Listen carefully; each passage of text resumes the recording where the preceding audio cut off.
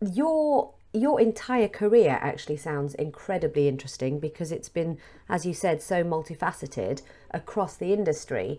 What would you say has been the most fun or interesting part of your career? I always laugh and say, the most interesting bit is what next, right? Because it's not until you, funny enough, it's when you look back you think, oh yeah, that was, but actually it's always the next thing is the most interesting because by definition you haven't done that yet. But if you said fun, I think in line with lots of people, of course, partially your memory makes you remember things you did when you were younger, seem like, in your mind, seem like more fun because they were probably more linear and less complicated. And I always point to the fact, as an underwriter, I'm very proud of the fact that I created uh, a lot of new products for, if you like, white collar businesses because if you go pre Margaret Thatcher, her time in the mid 80s, the British economy was largely a manufacturing and public sector economy. There wasn't really there was a bit of a services sector, but not really.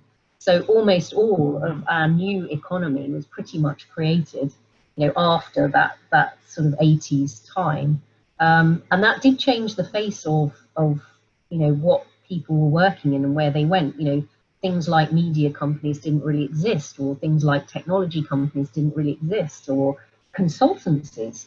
Actually, I mean nothing by that, but there weren't a lot of consultancies really. And a huge proportion of the population worked in the public sector. So by definition, it wasn't an entrepreneurial kind of culture. So that but what that gave was, I suppose, my generation. It gave us an opportunity to be there right at the beginning of all of that stuff happening. Investment banking, the Americans buying up all of the Big Bang, as they called it, putting all of these different little factions together as holistic businesses. That all happened during that period. But if you were in insurance, it did create an opportunity to create new products because these companies had never existed before. So, that I do remember that as being a very exciting time, and it gave me personally an opportunity to kind of create new business, which meant that, of course, if you create new business in any business, people are going to want to promote you or promote your interests. And that's what happened to me at Hiscox. So so I remember that as a very good, fun time.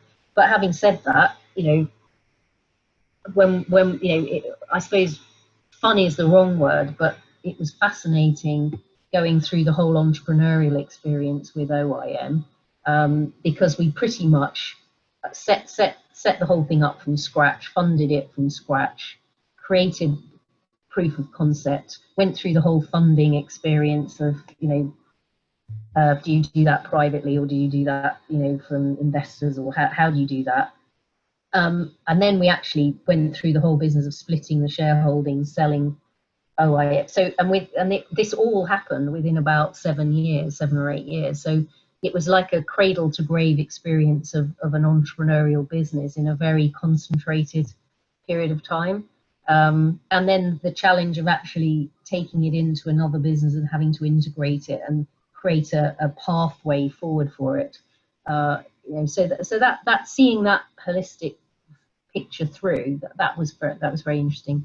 And of course, we created the trade body, the MGAA, in that process, which was also, because I never set up a trade body before, so that was very interesting as well.